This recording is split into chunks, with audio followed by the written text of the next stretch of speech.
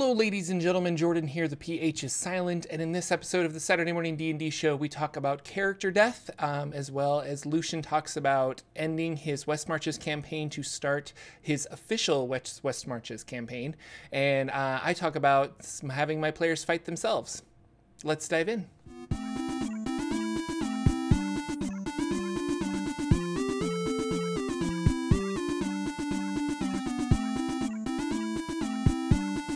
Hello, ladies and gentlemen. Welcome to the Saturday Morning D&D show. My name is Jordan, with a silent PH in the middle, and I am joined always by my wonderful co-host, Sir Lucien, over at Sir Lucien Gaming. Say hello, sir. Woo! Hello, everybody. Hello, everybody. Gosh, it's good. It's really fun. We got some awesome people in chat that are pumped. So thank you guys so much for coming out and watching our humble little show on Saturday morning. So I know it's not difficult to wake up this early, but like for some people it's like it's Saturday. Only West Coast. Why? Yeah. Why are you doing this? I just know this because my wife is like, oh yeah, you have your show. It's so early, and I'm like, it's at 10 a.m. where I'm at. It's not early at all, but whatever. Yeah, so for those of you who might be new to us, we talk about some D&D news, and then we kind of go into what it takes to be a dungeon master, and we talk about our games that we're currently running, and just like little thoughts that pop up of like, you know, I could have handled this better, or how should I have handled this, or what should I have done in this situation, and that's kind of just the format of the show. So we usually start off with Dungeons & Dragons news.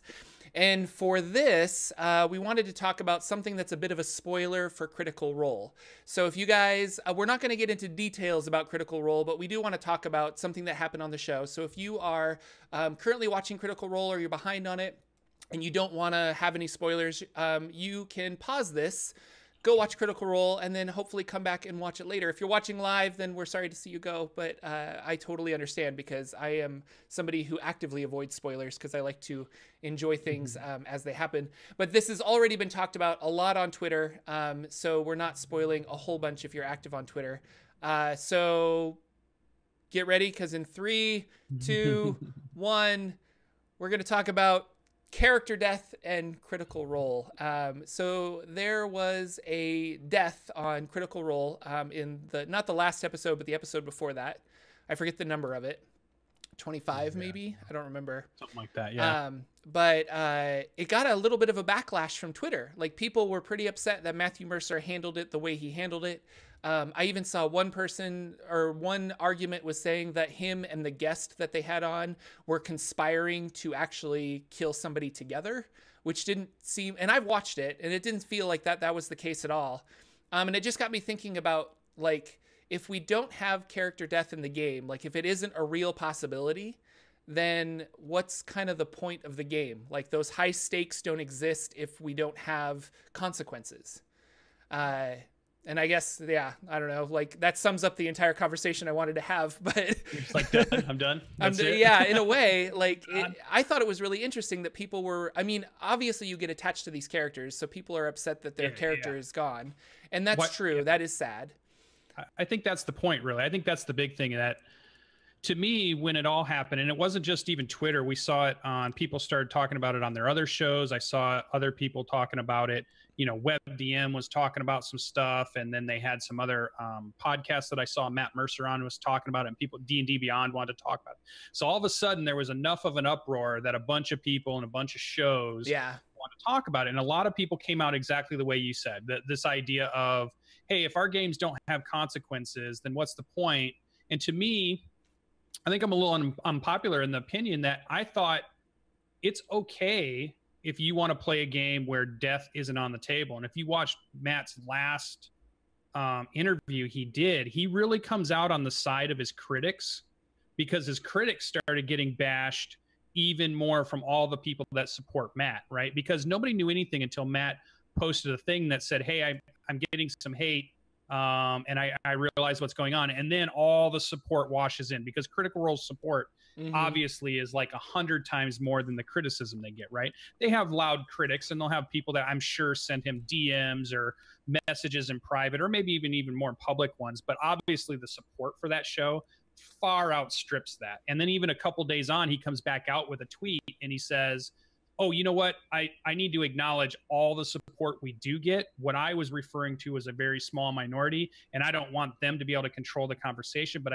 when I said it, it was in that moment of emotion and things that were going on. And I thought that was a really cool thing, because later on he says it's okay to be upset when somebody dies or a character dies, or if you want to play in a game where your character, you don't want them to die, and you're working with your DM and checking in with your DM, and they kind of know what's going on, and that's the story you want to play, or death affects you in some way. It's just like when you say, I want to put off the table torture. I want to put off the table racism of some sort. I want to put off the table something that might be I want to come to a game and play and have fun. You've got to really check in with your table. What was clear is his table understands that they have high stakes. His players understand they have high stakes. And his table and his group of players are all about story and what those characters would do and getting really into it. So that's what makes it okay. Not that somebody has a reaction that that's not how I would do it, or that my game would be different. And it could be. You could be right. If your game's different and your players are different, your decision would have been completely different at your table. And that's right too. That's okay too, because you and your players are playing the game that you expect. So to me, I thought it was really interesting that we've always got to be careful about jumping on, bandwagoning on to people, even if you get some criticism. Now, if they're calling them, dropping F-bombs and calling them slurs and calling them names, that's not the way you bring up your point of, hey, I wouldn't have done that, Matt Mercer. And I'm not going to defend that type of person. If that's the type of criticism he was getting, like, hey, you should die because you did this, and that's not what I'm talking about. But if somebody brings up a legitimate, it's like, it's not really your game, buddy.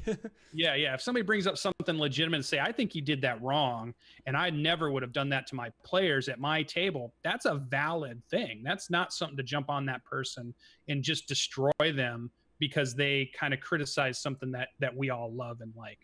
But I also thought it does bring us into this idea of talking about player death, because when I saw it, I went back and watched the thing. It's funny because he didn't kill the character. If you watch the sequence of what happened, one of the characters used an ability that takes hit points from themselves to power the ability. He used it and it killed himself. It dropped him to 0. He did it because he didn't manage his resources of the character he was playing correctly. It wasn't Matt. Now, Matt put the nail in the coffin. Yeah, and that's what I wanted to talk about. Let him walk away, but he didn't kill that character. And I think in that moment, that was very interesting. And he didn't kill the rest of the party, because it was clear from that combat, if you watch it, they were losing. And he's throwing hints out at the very end. This is bad. And he kept telling, certain characters, your character knows this is bad. Your character knows this is going the wrong way, over and over. He's using that language to say, run, right? Because we've talked about this in some of our other shows, that you can have a deadly encounter, or you can have something happen in your campaign that your players can't handle, like a roper. We're just saying that because Jordan almost killed us with a roper. I did. That was fun. You have to give the hints to the players that, hey, this is really bad. You better start making your decisions. You can't just throw something at them with no information. You've got to give them a little bit to say. You see bodies everywhere. The walls are smeared in blood. You hear the pounding of the floor of something big is coming. That's your key. Now, if you want to stay and something goes wrong, that's on you and your group. If you want to take that hint, you're out. So I think death is, and I agree with you, in my games and with my players, death is on the table. I think it's fun. And here's the other thing that when I looked at it, I thought, why is this an uproar? Why would somebody be upset? And it's because they don't want to have death probably in their game. So they express that. But the idea also that I came up to was D&D characters don't die unless you let them. Right? Any character can be brought back to life. Yeah. And that could be a whole story and a whole quest to do that. Yeah, there's ways, even if the body's not recoverable, you can still bring somebody back. You can bring somebody back by making deals with the devil, one of the devils, one of the great devils, right? You can bring somebody back with reincarnation. You can bring somebody back with these other ones. Some of them need like parts of the body to make it happen. But in your game, it could be, there's a million ways. So it's not like the game ends. What ends up happening is you, as the player who's died, has to make that decision, and the party has to make the decision. Would our party go to the lengths of the earth to bring this one person back, or would they let that person rest and lie just like all the thousands of adventurers that die day in and day out in Forgotten Realms or any world that you're in. Adventurers are coming up and dying in your world. If your world's a real living kind of world, is this, character going to be that or not? So I think with that type of discussion, and I think if those people that were critics of that at the moment were thinking of that in that way, then you could have a really good discussion about, oh yeah, it could be a good turning point. Because even in last season, how many times did they have a character die and they did the resurrection sequence, right? The sequence of the players have to say from their player's perspective, what do you do? How do you encourage this person to come back from the brink, come back from the edge, come back from following the light? We had at least 2 I can think of in season 1, right? We had Liam's character and Sam's, right? Was there anybody else that died last season and then came back? I didn't watch season 1. I'm sorry. Spoiled it. Spoiled it. But so even then it happened. So if you're a huge fan of Critical Role, you knew it happened in that season. Why would it be a weird thing to happen in this week? And I don't know how it happened earlier, but I think something to point out is that Matt Mercer handled it from a very narrative standpoint as opposed to a very dice roll standpoint. Their rolls were bad. They were in a tough situation. He ended up kind of killing himself by accident. But then Matt Mercer, like we said, put the nail in the coffin by narratively, this is kind of what would make sense, is this guy was going to finish the job. And so I thought that was probably why people were backlashed, because it wasn't just luck of the dice that he died. It wasn't him making death saving throws. It was just kind of sorry, this is the situation. But you have to understand also, they're making a show. They're not just playing D&D. This is what is narratively interesting, and that is what was narratively interesting, in my opinion, I guess. And so it made perfect sense to do something that huge in a game like that. So, and he made that up in the moment. I think that's the other thing that gets lost in it, because it was no plan. He didn't sit down and say, okay, these 4 characters are going to make it into this fight and 3 of them are going to do this, and I know I want to kill this one. It wasn't like some scripted out thing. Even if it was, hey, we want to make a cool show, so hey Jordan, let's make sure we kill this character because that's going to be a cool show. There was nothing like that at all. It was in the moment, from an actor who is a voice actor who prides himself into getting into character, was in the moment, that villain, in character as much as he could, and his brain said, that's what this character would do, and I'm going to do it. He didn't think about, hey, this will get ratings better, or he even said, as he did it, the few thoughts after that was, uh-oh, what have I done? Yeah. Because he was so in the moment of being the villain, which is cool. I mean, there's a lot of people that can do it, and I think you get that from the actors, the people who are theater people, actor people, who are all about the idea of, I want to get into my character, I want to fit into their clothes, I want to wear their shoes, I'm going to really try to do the things they would do, even if they're not optimal, even if they're not whatever. And that's that group. That is that group to a T as far as characters. And I mean, it probably optically didn't help that character then got up from the table and left. Because if you weren't sure what the group dynamic is there, you could read into that, and you could read into it wrong. They're all good with it. They've all talked, and they've all are perfectly fine with where things are going. But it could have looked like that player got up and was pissed, right? And you don't know what he might have been mad at, or she might have been mad at. So there's a lot that can go on that you don't know right in the minute that it's happening. And it's their game. As long as they're enjoying their game, they get to play it the way they want. And you get to be right. If that's not the way you would do it at your table and your group wouldn't do it that way, you're right too, because it's at your table and it's with your group of people.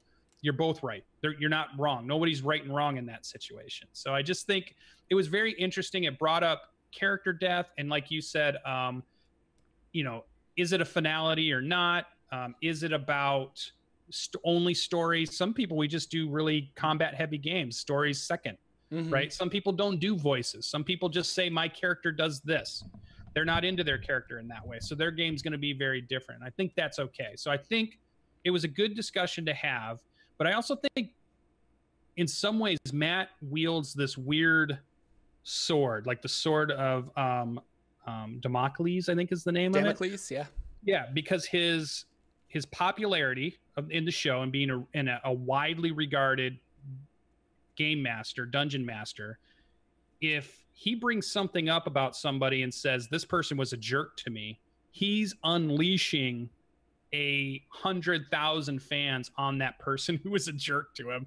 And that's all of a sudden more than you want to do. Like that's that weird fame thing where all of a sudden you make one word and then somebody just can get destroyed because you happen to disagree with a different person or whatever.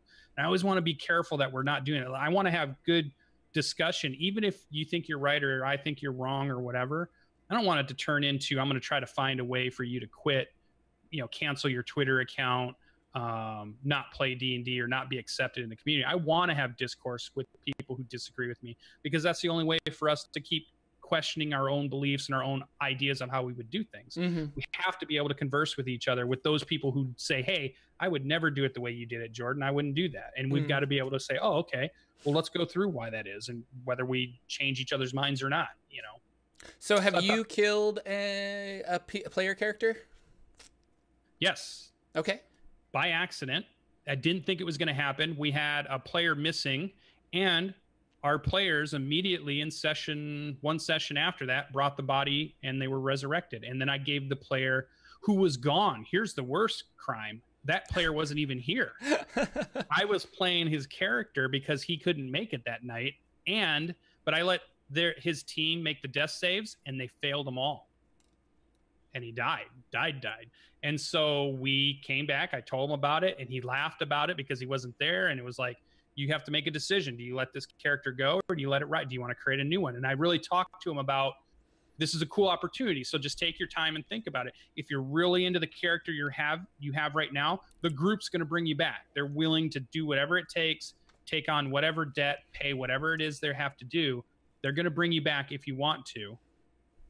If you don't, that's good too. They're going to lay you to rest, and then we'll figure out how the new character comes in and meets the group, and we'll continue on Storm King's Thunder. So yeah, it's definitely happened.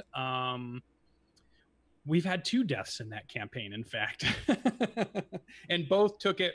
They loved it. I think in the moment they were shocked. Yeah. But then they loved the idea. The minute their mind started thinking about, I get to make a new character, they were like, oh, this is going to be so good. I'm going to do this differently this time, or I'm going to do this. And now I'm making a 4th level character so I can really expand out. It's not like I'm starting back at 1st level again. Yeah. So I'm really expanding out. But if they wanted to continue that story, they definitely could. So, but I haven't done, I tried to we're going to get into this later today. I tried as hard as I could to TPK my group in the finale of our pre-campaign, and I was unsuccessful. The dice would not let me TPK as much as I tried, and they knew it. They knew I was trying to kill them, and I couldn't do it.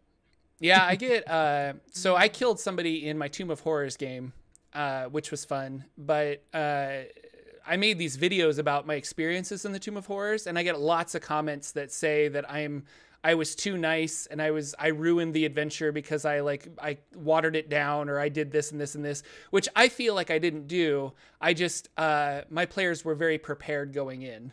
And the idea was that the Tomb of Horrors is supposed to shock them into being how difficult it actually is that they die. So now that I'm running Hot Springs Island, I'm trying to run it exactly how random it really is. So when you come into an area, you roll randomly to see what monsters are in that area. And it could be an earth elemental that will kill everybody, or it could be like a frog that is a CR0 creature that they can easily take out if they wanted to take out. So it's an interesting exercise, I guess, going forward, running Hot Springs Island and being a little more like, these are where the chips fall, guys. Like, live or die. It's kind of up to you what bad decisions or good decisions you want to make. So, right. I don't know. It's interesting. And I wonder too, had he killed that whole party 2 episodes ago? Yeah. Whoa. That's big, because you are an entertaining show. It's like Star Trek is halfway through its season. The ship blows up and Picard and the whole crew's dead. Yeah, you at lose the end of that show, and you're like, people. Oh, we're watching Star Trek. We have a show. I watch it every Thursday or whenever they were playing. Yeah, your heroes can't die. You killed everybody. Yeah, what is going on? That's not what I want. That's not what I tune in for. I want to see them solve problems. Why'd you just kill them? So I understand the whole idea of somebody just reaction to that. So it's a very interesting thing. And I think it generated a lot of good discussion.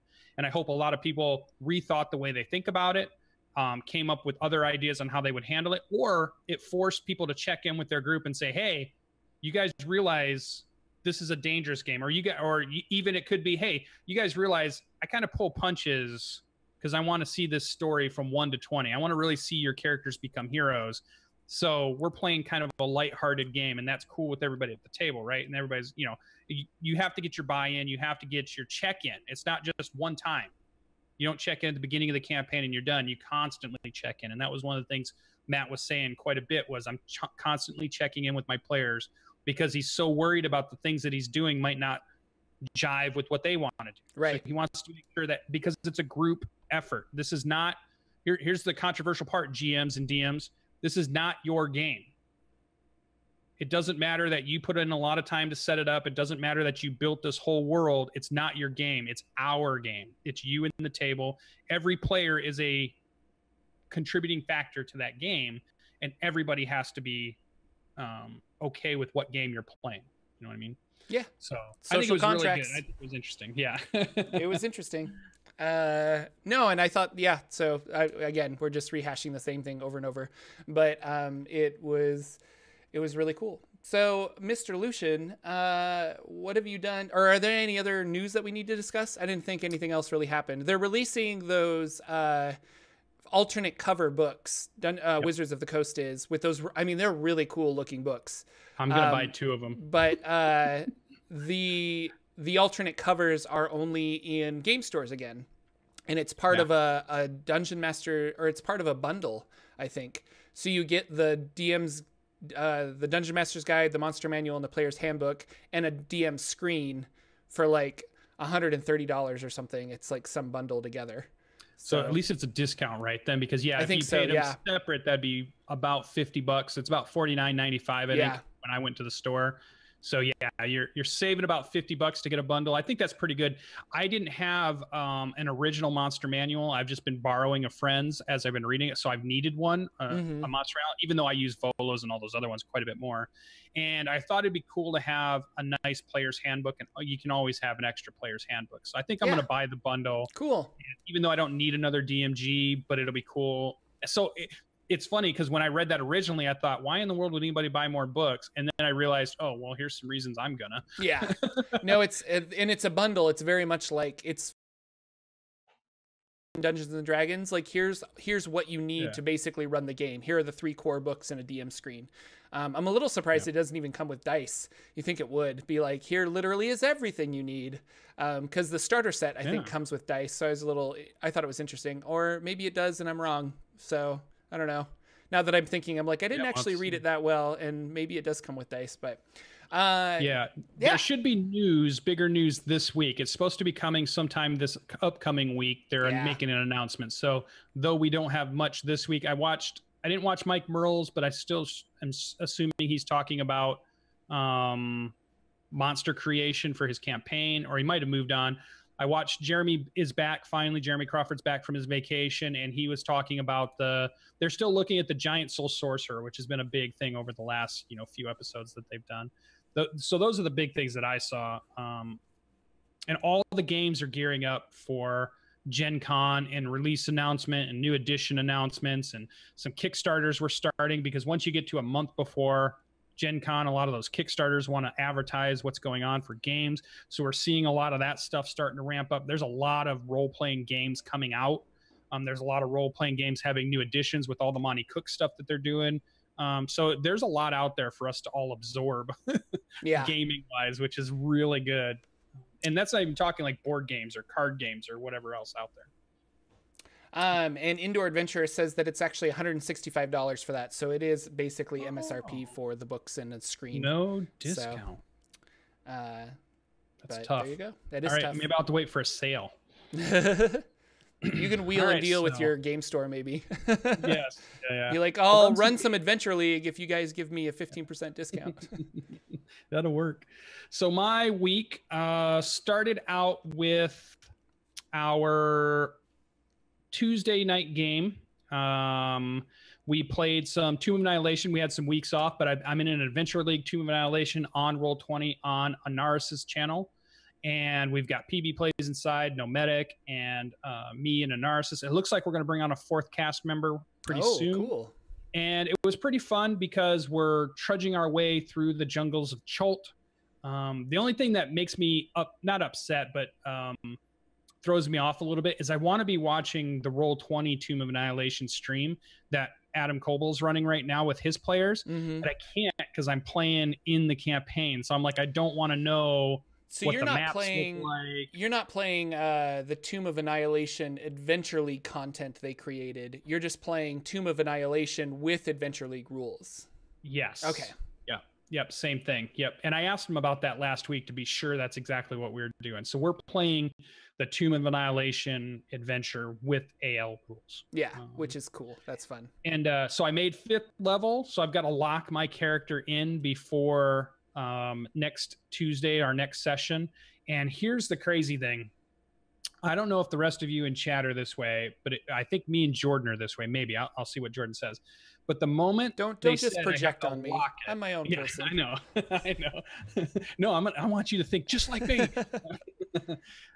Now that I can switch anything in Adventure League at 5th level, you have to lock your character in and you can't change anything anymore. Before that, you can change anything about your character except their level and like 1 or 2 other minor things. But you can go from being a human, whatever, and now you're a Dragonborn that very next session, but now that's it. There's no more changing after that. And I love making characters. I love creating and coming up with ideas of characters. So now I'm super torn about, do I use this opportunity to try out a whole new character at 5th level and re-roll the stuff that I need to re-roll and create all the class stuff I need to do and get up my character sheet all whipped up and do that? Or do I stick with the character I'm at? Because I like the character I'm at, but I also like trying other things. I also like, oh, what would it be like if I was the warlock this, or if I was this or that? So now I'm agonizing over, I need to lock in. So I have like real anxiety. How much have you changed your character though? I haven't changed anything yet. Yeah, so I'm still thinking about it. Well, but like, so I feel like you're getting rid of this potential thing that you haven't utilized because you have been kind of sticking with the character that you have. It's not like you're changing your race every other session, right? Right. No, yeah. I have not. So you need to calm down. Calm down. But it is true. But I'm heavy. I could change the, so I don't know. I think it's because I like to make characters that it's maybe for other people. It's like, no, I'm already playing the character. I made the character I wanted to be. This is what I want to play. But for me, it's like, I want to play 7 different types of character. I want to play, like I was telling you about, I just made that Desert Mage last night that I'm like, oh my God, this is so good. I want to play this character. I think it's going to be really good. And then I made a character that was based off Black Panther to see if I could make something that was very Black Panther-like playing. And I'm like, oh, I could play that now. So I was like, so Adventure League is fun because it does allow you to do that. And for you new players who are newer to the game, Adventure League can be used for you not only to learn how to play, which is one of the reasons they do it. Not only can it be how Jordan used it, which was to meet new people that you might be able to play in other games that aren't Adventure League or not on that Adventure League day at the game store. So you get to meet new people, you can socialize some, but you can also use it to fix mistakes or perceived mistakes. If you said, here's the thing, we'll probably get up to this in just a second, but if you make a mistake in your character selection and you play something that you realize, oh, that's not fun for me. Yeah. Adventure League allows you to make that change easily. It's in the rules. It's right there. You can do it. You're encouraged to do it, which I really like. And I think I'm going to adopt as just a general rule with my players, because the last thing I want them to do is feel like, oh, I made a bad decision first level because I thought this monk with this set of whatever was going to be really great. But in the end, I don't really want to be a melee. I don't like this feat that I took or things like that. Yeah, I don't want to be a melee person. So now I'm just stuck. I don't want that. I want to be sure that they have. Now I like the idea that by 5th level, you have an idea of what you want to do, right? You have to make that. There's a point where the decision needs to be made. Maybe it's 5th level, maybe it's 6th level, whatever you want to put in your campaign. If you're going to do it, I'm going to do it. I like the 5th level point. I like to say, okay, you've had some time to tinker. You've had some time to play around. You've understood what you like to do and what you don't. You like to be ranged. You like to be melee. You like to be support. You like to be whatever. You get it now. let's lock that in, and now let's see where this story goes. And you know, if your guy dies, you get to make another one anyways. So so I think I'm going to switch to that. So that was the thing that I learned from my Tomb of Annihilation game. It is kind of a hex crawl. If you're looking for hex crawl kind of stuff, that's been in the everybody's mouth a little bit over the last month or two. I've been seeing lots of people talk about hex crawls and how to run hex crawls, and if you want to do hex crawls, that kind of stuff. So Tomb of Annihilation is a good look at how Wizards of the Coast does it. I'm not saying it's the best way or it's the only way. It's a way that you can at least take a look at and say, okay, what do I like about this, or what do I don't like about it? It feels like we're finally on the road to the quests. Like we finally got some information that's leading us to where we need to go. And now it looks like we're really on, because it kind of felt like we were just wandering around, which is cool. That's what adventurers do. They explore, they adventure. Great. But it feels like we've hit the thread of the whole adventure now. And now we're about to ready beeline it to the thing and really get this thing kicked off. So that was pretty fun. We're hoping to bring in a fourth character. I always like the idea of, now a game of 3 in a Dungeon Master is a really tight, fun game. It's my Hot Springs Island game, and it's been for those of you that are that are thinking about running games. That's a good sweet spot for a 3-hour-ish game. Like if you're going to do 3 hours, maybe you're streaming it, maybe you're not. That many players is really good. I think the 4s and 5 players are good if you're going to have a little bit more time in your sessions. So if you have a Saturday afternoon session that you're playing with your friends that goes 5 or 6 hours, then having a couple more people is a really good sweet spot. You have some time to really get into things. But the thing I've noticed now is if you have a small time window to play D&D, you only have 2 hours and that's it. That's what's set.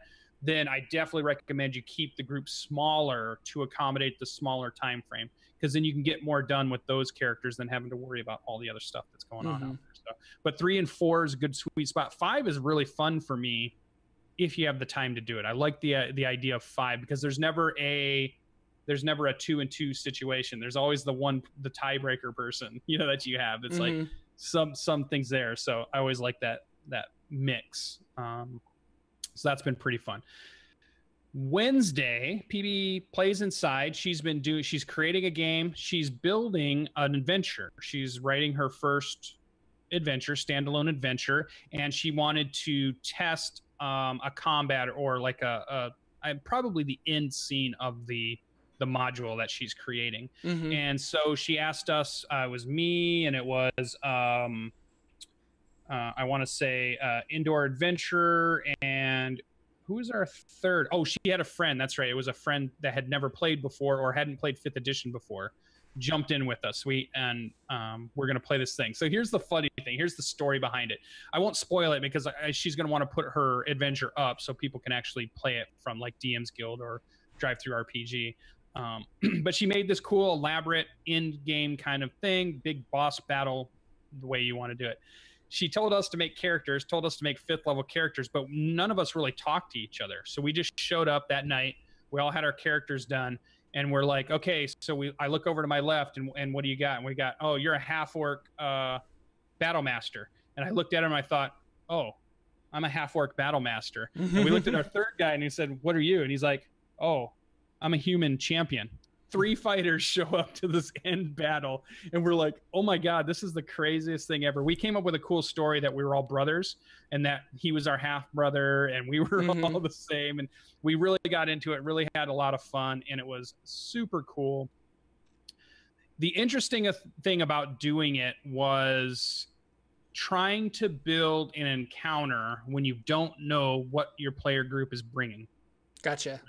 Because if you're building or writing for a module, you never know who's bought that and what their player group is set up. It's very different when we all talk about, like if you go and watch all the advice out there about how to build an encounter for your group, it's always about knowing what your group is, right? And so then you can say, okay, this is my group. These are their levels. This is what they are. Here's how I can build that encounter with a CR that's close, and I can use this method or that method or whatever. But it's very different when you're talking about, I need to build an encounter that works for everybody's group. And I thought that was an interesting thing to sit and like think about. the roper in my adventure that I wrote. If you guys had been more ranged attack stuff and would then just like hang out and take it out from afar, that would have been a very different encounter. But instead, everybody like rushed in to melee it, and that's when they got caught and grappled and and eaten. So yeah. So it's very interesting. And I like the idea of testing out encounters. You don't have to run a full, we did a very light RP, but even in that, even in this 3-hour game that we played, it might've been 4 hours. This big thing that she had set up, we still had a little bit of an RP story that came out of it. Even just a single scene, a single set of 6-second rounds, we built story. We built a cool story that we could talk about or expand on. So it's so funny how even the smallest kernel of something from Dungeons and Dragons allows you to build an elaborate story, right? Mm-hmm. We were, me and Indoor were just talking about how the Orc brothers, you know, and who our mom and dad was, and who was the mom and who was the dad, and how all that was. And it's just really cool that could be generated. I can't think of anything else that generates that much creativity and excitement from so small of a. It would be like if you bought a video game and you played, I don't know, the first hour and then you just never played it again, but your mind is just making the story up and going with the characters and the world. And, you know, I don't even get that from that, but from Dungeons and Dragons, I get it all the time, which is like, oh, I want to see where these characters go, or, oh, why is this bad guy even here? Or what are we going to do the next time? And so we're going to play the whole scenario again. She wants us to build a little bit more of an optimized group. So a group that's a little bit more diverse so that she can test her encounter, which is a really good idea because we just went melee heavy. That's a very different fight than if you have a wizard, a rogue, and a cleric in that, you know, that come into that instead of 3 fighters, right? So it was really strange. Although I think we were higher than level 5. I think maybe we were level 7.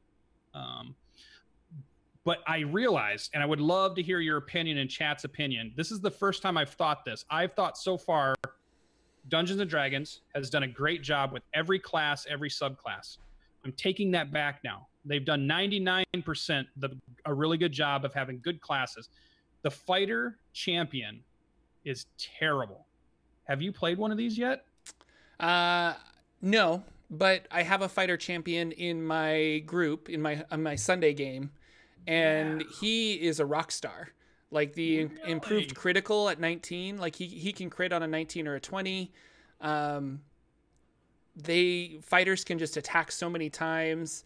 I don't know. Like he's not interesting, and I shouldn't say, well, I feel bad saying that out loud because I would want to play a battle master. Like I would want to have like things to manipulate the playing ground with, but he likes that he just dishes out lots of damage and hits on a higher critical. So like it seems like a simplified fighter, but I would still say it's very effective, or at least he's very effective in my game. So here's what came glaring to us. We had 3 of us, 2 battle masters, same level, 2 battle masters and the champion. So we're doing more damage than he was.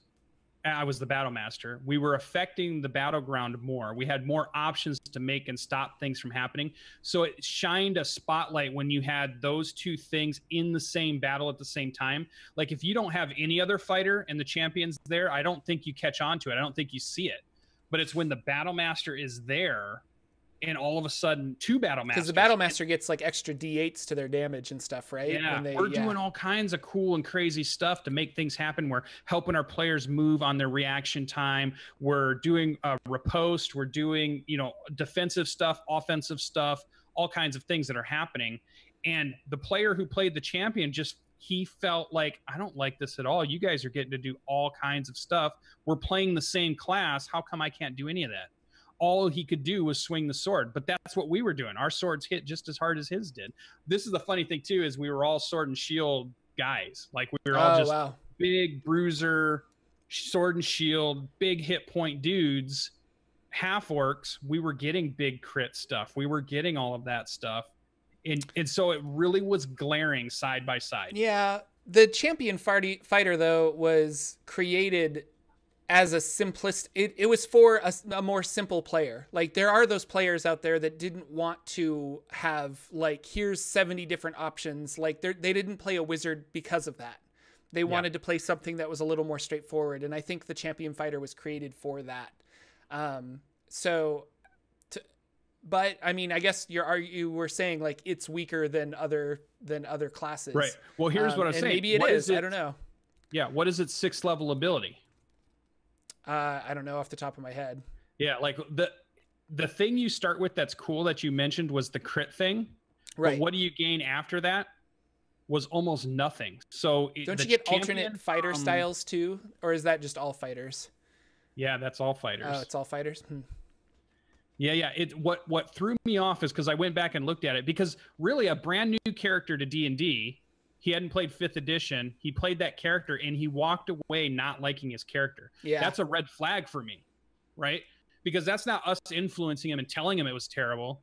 We just played a game. He watched how we played our characters, and he played his character, and he's trying to learn the game, and it's the same thing. And he walked away with a bad experience. That's the flag that tells me something's up. And so I went back and looked at it, and I was trying to figure out what do you get as you become a more champion, higher level. And it was weird that from first level, you got your kind of cool thing, like you said, a better crit. But after that, you didn't get anything that helped you. You wouldn't feel like you're advancing, like all the other members in your party are suddenly sprouting crazy abilities and crazy new things that they can do in the battlefield. You're not changing each of those levels, 4th level, 5th level, 6th level, 7th level. Your character barely changes at all during that. So I do understand. It has to get something. Yeah, like, you're going to look it up now, aren't you? I want to look it up because I'm like, it has to get something, the champion. Yeah, it has to get something. So everybody gets a fighting style. Yeah. Look it up. Athlete at 7th level. So what does a remarkable athlete do? That's what yeah. So at 7th level, right? Remarkable athlete. You should be getting something good. You add half your proficiency to any strength, dexterity, or constitution check you make that doesn't already use your proficiency bonus. So it's kind of like the bard, jack of all trades. And so you get a bonus to something you're not normally good farther. And then at 10th level, you get an additional fighting style. That's not something the battle master gets. So you could be really good with a sword and shield and a bow. And so like I think it's balanced. But it is for people who wanted a simpler character. Like they wanted to just hit and they didn't want to like go into a bunch of other things. But that's really interesting though. Like, at 7th level, maybe it doesn't shine, maybe it shines later. But I will say, like, being able to crit on a 19 and 20, like you have a 1 in 10 chance rather than a 1 in 20 chance of landing critical hits. And that's huge. That's like, I mean, that's a lot. So it's not as active.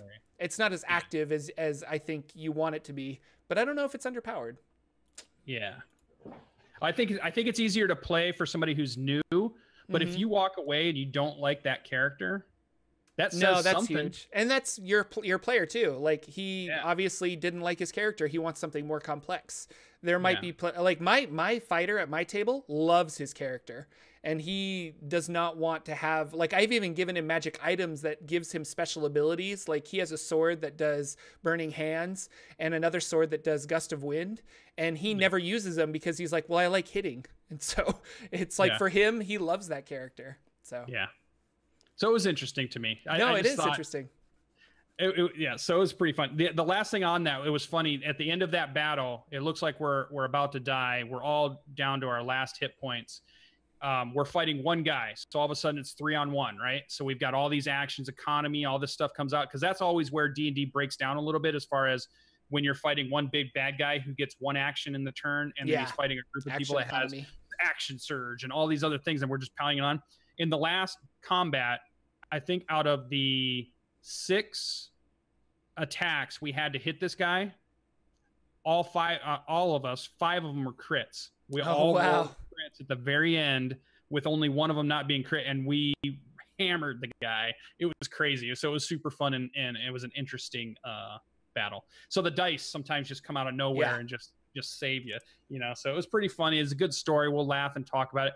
I think he overall had a good experience with the session. He had players that were supportive. PB, although has never GM'd a game, that was her first kind of I'm running the scene, which was cool. So she was learning what she didn't know about, or, I didn't realize I had to do this thing or this, or how does this work in Roll20 so that's cool. She was learning. I think she had a good time. I think she got good feedback on her encounter.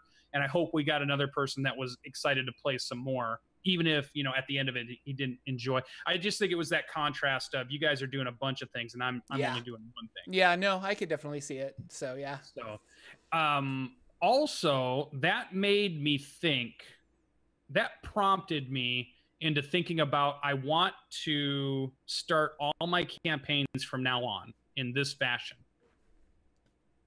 I'm going to tell the characters that I want you to make a 10th level character. I want to run one cool combat scene that's somewhere far in the future with them playing their 10th level character. And then we bring them all the way back to first level and we start our campaign. So I want this cool idea that you can see what you are at 10th. You can see the things you're going to get and the ways you're going to go and what you liked about that in that combat, or even if maybe there was something you didn't like and you're like, okay, I want to make sure I adjust that a little bit. But now I understand what I got. I know all this is going to be really cool. This is what we're building towards, at least part of it. Now let's bring you back and let's play that story from start to finish. Hey, you're the farmer who threw down his shovel and said, you know what, I'm going to be an adventurer. Let's go do this. So I think that'd be a really cool idea to give people incentive to say, oh, I can't wait till I can do these cool things.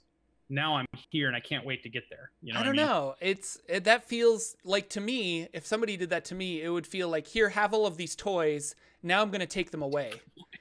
And so I would be like, well, no, why don't we just, I want to play this 10th level character that I made. But I don't know. I see your point. It could go either way, but I think personally I would be like, no. Like maybe start at 10th level and be like, here's an ancient fight that happened. And now you guys are in the aftermath of that. So you have this like really awesome fight, but I start a new character at level 1. Yeah, that could, I don't know, but I would be sad that I lost my 10th level stuff. Yeah. It was kind of a weird, I was thinking about it cinematically too, because a lot of times with movies, you get a flash, they set up the premise, and now let's go back and see what's going on. And I thought, wow, wouldn't that be interesting if you did an adventure that way? Yeah. Where maybe you jumped around to a few different points in the lives of these heroes. That would be so cool. And what would happen if like they died at level 2? How do you explain the level 10 thing? And that has to come around in the story somehow. I just think it would be a cool exercise of playing. But I also think it tends to, I think I was thinking about it too, because most of my campaigns don't get to level 10. Yeah. We will spend 2 years playing in a campaign. Like, what's your characters right now for your campaign, your long running one? They're level 10. Yeah. So after all this time you've put in, they've just now got to 10, and we're nowhere near, 11 to 20 at this point. And it only gets harder and it only takes longer to get to that point, depending on how you're doing your XP and such. I think what I'm trying to do is find ways to get into the mid-level, high-level game sooner. Or at least give people a chance to do that, because we've all talked to players that are like, I'd really like to play a high level character, but it seems like we never get there. Our campaigns are always really low level. And I think that's pretty common everywhere. Like if you did a Twitter poll and you said, how many of you played a 15th level anything, that's going to be a lot smaller than how many of you played a 3rd level something. Yeah. You know what I mean? So I think that was very interesting. That's kind of what I took away from that test. That was on Wednesday night. Then Thursday night, I had my pre-Borderlands finale. Last battle, last episode, shut the campaign down so that I can revamp it and bring it up ready to rock and roll probably in August. We had a mega battle against the big bad person. The team had crazily pulled it out of their the crapper, I guess at this point, by the skin of their teeth and the luck of a roll, and it came down to a single dice roll, swayed it, swung the battle. They came back, battled, and I got to do the really fun thing with, we did random rolls for the layer generation out of the DMG. So I had each of them roll dice to see how much gold they got, how much platinum they got, how many times they got to roll on the magic table, and then they got to make rolls on the magic table to see what magic items they grabbed as they took off running out of the place. And I think they all had a lot of fun. They were a little bit sad to be leaving those characters, but they're also excited about the new characters they've created for the upcoming campaign. Because that was really, we've had this big discussion because I made a mistake when I started this. I wanted to test my campaign out before I went live with it, right? So I wanted to run a kind of a trial thing. I thought that would be about 3 sessions, maybe 2 sessions, let these characters go. The problem was the characters were so good in session 1 and 2, we kept playing. Then we got to 3 and 4. Then we got to 13 and 15. And the story they were creating was so good, I didn't want to stop it. And then I wanted them to get to the end of like a storyline, like a bookend of this is the big bad guy that you guys have been struggling against this whole time. You finally found them things. You're in the lair. You're there to take them down. I got to give you that. I can't just stop the campaign. So this test that I really didn't expect to run as long as it did ended up making really good characters that they really got attached to. So Yeah. in a way, I'm the jerk because I'm like, we have to shut that down. You guys are 4th level.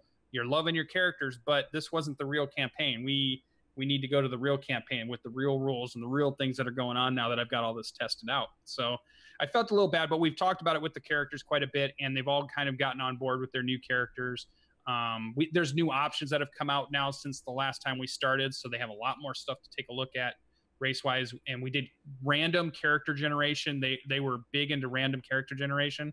Like, I gave them the choice. They could either choose one way or the other. They could just make normal characters, or we could all randomly roll it. And they all wanted to randomly roll everything. So random classes, random races, random stats, and they're diving into it. They're just loving the thing. It's a challenge to them to make something work. Yeah. And I like the idea of encouraging people to try at your table different things with your players, because you'll never know what quite resonates with them. So you might try, my table is about, you give them something to play and they're going to try to find a way to make that fun and make it interesting and see if they can do it. So if they just hand them a champion, that person's going to make them interesting. They're going to try to find a way to make it, to make it work. Whereas other tables, they made it, they just want to play their character, the one they've been thinking about or the one that they've created. So definitely add in variety, I think, to games, and check in with your players to say, hey, you want to try it this way to see what happens? What happens if it's randomly generated? What do you guys think of this? And or do you want more combat? Do you want more story? Do you want more background stuff? Mm-hmm. Do you want more intrigue? Do you want more mystery? Do you want more puzzles? Keep asking them so that you guys are all playing the game that you want to play. And I think, so the last thing for that, and I'll hand it over, although it feels like I've talked the whole hour. And you George have. I'm so sorry. No, so it's sorry. all good. It's interesting stuff. The but I was looking now. at the time, and I was just like, oh man, this is weird. We got a lot of stuff. You had a lot going on this week in D&D. So. I did. The last thing, I wanted help from chat, and I'll probably do some Twitter stuff over the next week, is I want to add a mega dungeon to my hex crawl. So I want to be able to put in rumors that say, over in this hex, everybody knows about a mega dungeon. You're welcome to go there if you want, but you can go do other stuff. If you want to do political intrigue, you want to do overland exploration, you want to do underworld stuff, whatever, your group decides where they go and what type of story they want. And I'm going to run that. But I also want to drop a mega dungeon in there. So I was watching Ben over at Questing Beast. He was talking about he was talking about Borrow Maze, which I saw. And that's one I'm considering. And then WebDM, they were talking a little bit about Maze of the Blue Medusa. Yeah, it's a good one. And so my question was for all of you out there, if you know of any other good mega dungeons that I could look into, good books that have good descriptions of a mega dungeon, let me know, because I want to pick one of these to put into my world that my players can have rumors to and go and find and play around in if they want solid dungeon delving, they can go right to it and do it. The 3.5 Undermountain book would be a good one. Oh, I'm writing it down. And then as far as like mega dungeon, yeah, that's the only one I can really think of. But I hear it doesn't have to be D&D. It can be, I will convert anything out there. So if it's a mega dungeon for Pathfinder, or it's a mega dungeon for 7th Sea, or it's a mega dungeon for 13th Age, whatever it is, let me know. I'll convert it to 5th edition to make it work. I just want the overall scope of it. I want to look at the maps and how they've got it set up. I want to see the factions they've got in there. I want to see all that kind of stuff that I can say, okay, I'm going to use this and put it in my campaign. Yeah. Leave some comments below on the YouTube video as well, and help out Lucien with his mega dungeon. That's awesome. And that was my week in Dungeons and Dragons and games. That's awesome.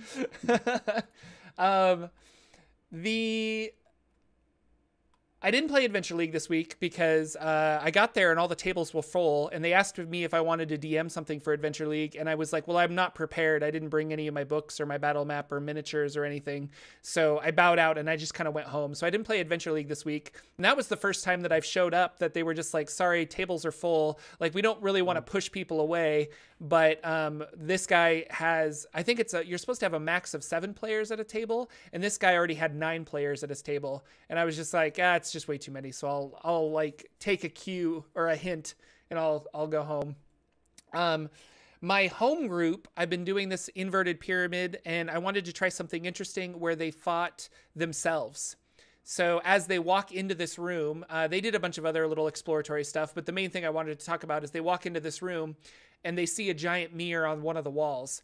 And as they are examining this mirror, themselves walk out of the mirror.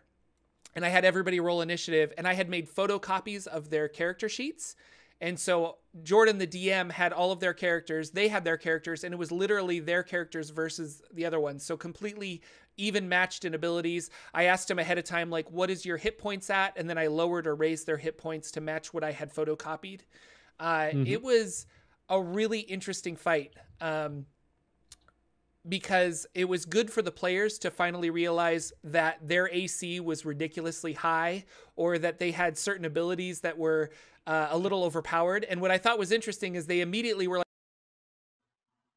so like the paladin who has 20 AC walks over to the other mouse paladin that had, or the nega paladin that had 20 AC and wasn't able to hit, and the nega paladin wasn't able to hit the regular one, and back and forth.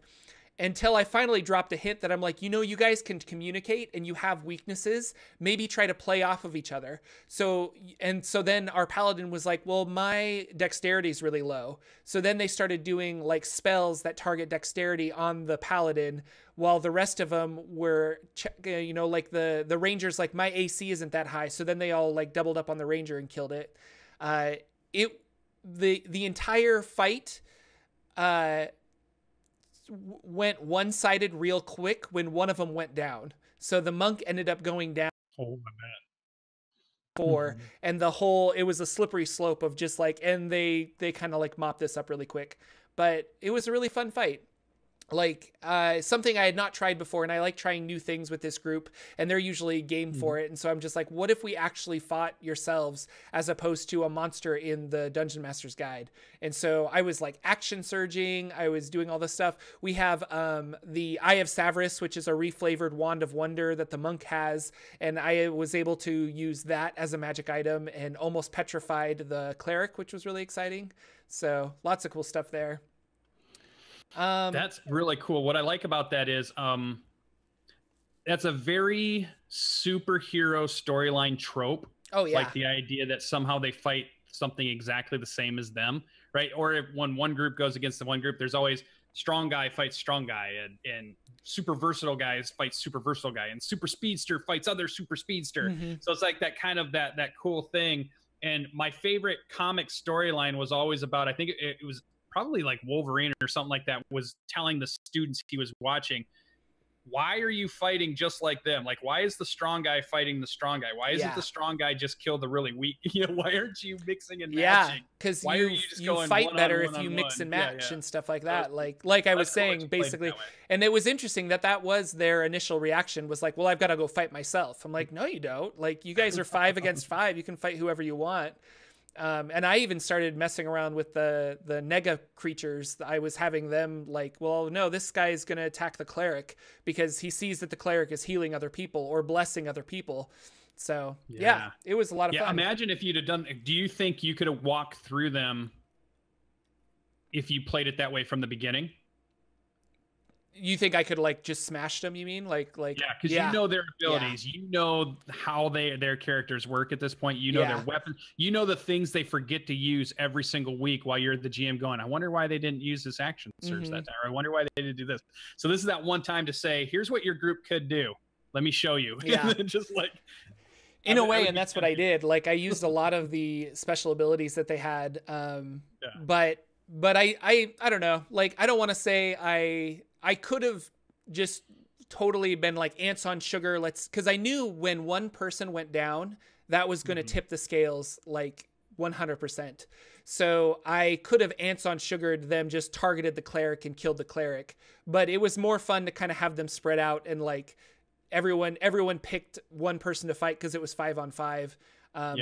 Yeah, it's just interesting. My tactical brain instantly says, well, of course my players are going to do this, and they do the complete opposite. They're just like, well, I'm going to go hit myself in the face. And I'm like, that's not necessarily the best thing to do. So that's awesome. That was fun. I wish you were putting that online so we could all watch that stuff. Oh, it's fun. I got some recording equipment because my wife wanted to start a podcast, and I've been thinking about recording at least audio of some of the fights, but I don't know. I don't know. We'll see. It's fun to have it just, it's fun to have it just be our game, you know, and kind of like recoup here and talk about like things that are happening in the game. But yeah, it's also fun to stream. So it's 6 1 half a dozen of the other. Yep. And then my Hot Springs Island game, they're exploring. They found like a ogre encampment, and they kind of befriended a bunch of the ogres. But the only thing I really wanted to talk about that is it's been really interesting, my players being how cautious they should be with an attack. So they're just kind of like, yeah, I think we can take this out. And they went into an area that had 2 salamanders, and they were like, okay, I think we can fight these salamanders. And they did. They had to take a short rest afterwards because they got pretty beat up. And they were like, all right, we can definitely take 2 salamanders. Let's sneak down the hallway and see what else is there. They sneak down the hallway. Jordan rolls randomly on the table there, and so they ultimately they just turned and went like, well, we're gonna go home now, and they like left, which I was really bummed about because it's a really cool dungeon they could have explored. But because I rolled randomly, and I'm like, you could talk to them, and they were like, well, we just killed 2 of their other people. I'm wearing some of the salamander armor. It doesn't really make sense for us to go talk to them. I'm like, yeah, that's smart.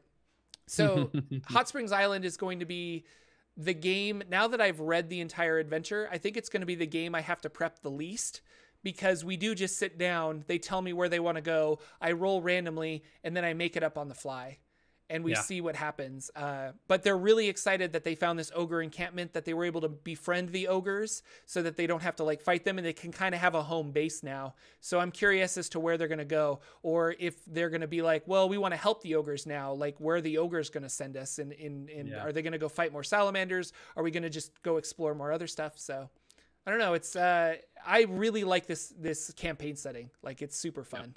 So I think it's interesting too, because I had to be a little careful with mine, because when we started my kind of similar campaign where you can go anywhere you want, and there's no thing, my group was so set on looking for the storyline that they're supposed to be on, as if they're playing a module, and it took them a little while to get away from that. It's cool that your group sounds like they've already got that in their head. They know what's going on. It's been introduced to them well, and they're not searching for something that's not there, and they're just thinking about, hey, what would we do? I don't know, let's go west because west sounds cool, let's go do that kind of thing. I think it's also important, there was a big point you said that was awesome but went by super quick.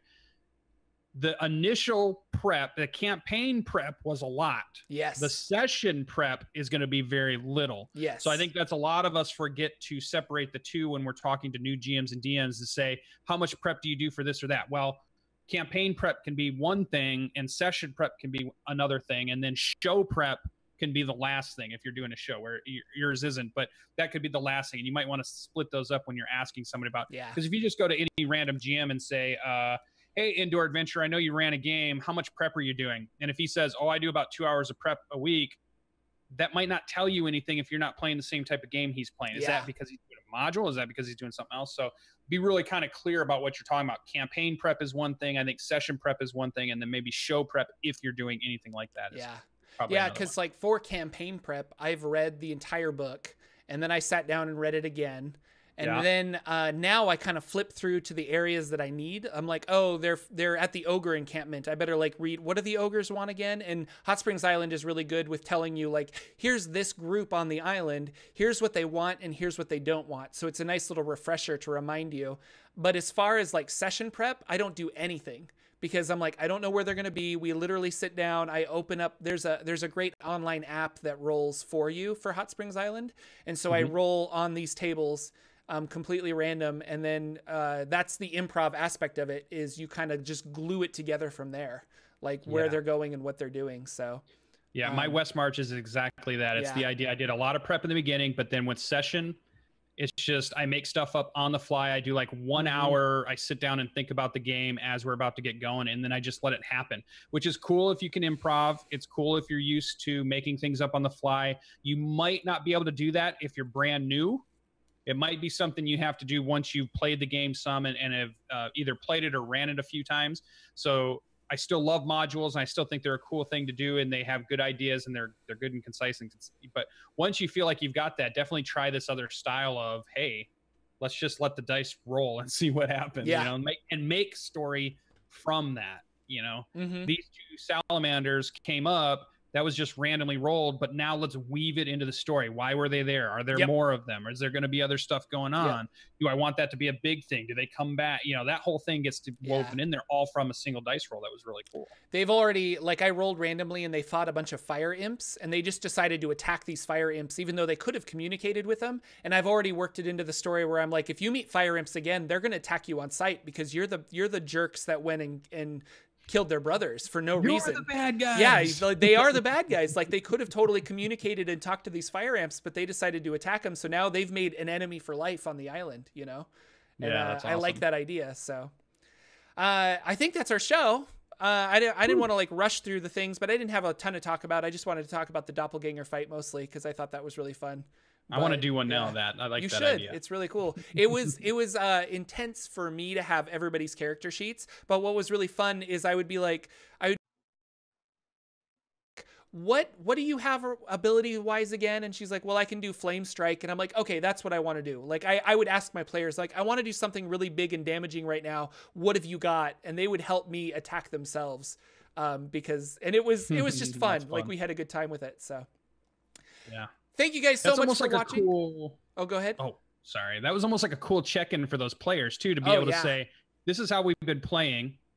This is how Jordan thinks we can play. Oh, he did something I hadn't done before. Now I can use that. Or making them think about their abilities in a different way that they can go from that point on. That could be a huge turning point for them to say, somebody could swing and start doing something totally different because now they understand a little bit more of what's going on. That's such a cool idea. Like, and I did it too.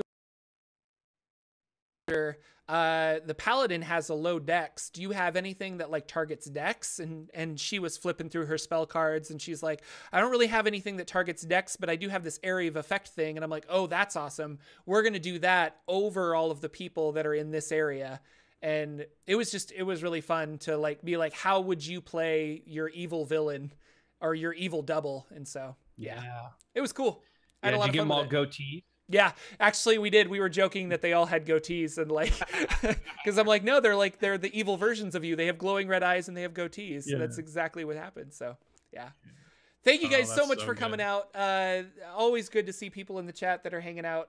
We love you guys watching us live on Saturday mornings at 12 p.m. Not Pacific, Eastern time, 9 a.m. Pacific. As always, I am Jordan, and I am joined by Sir Lucien, and this has been the Saturday Morning D&D Show. We will see you next week with another episode. Hopefully, lots of cool information because they're going to announce some stuff. So be sure to tune in next week because we're going to have loads of D&D stuff to talk about, I think. And until then, I will see you guys next week. I've got a gaming convention to go to, so I'm going to take off. Bye, everybody. Make sure you check out the YouTube and the audio out on podcast now version too. Yep. So see you links guys later. in the doobly-doo for those who are interested. Take care, guys. Bye-bye.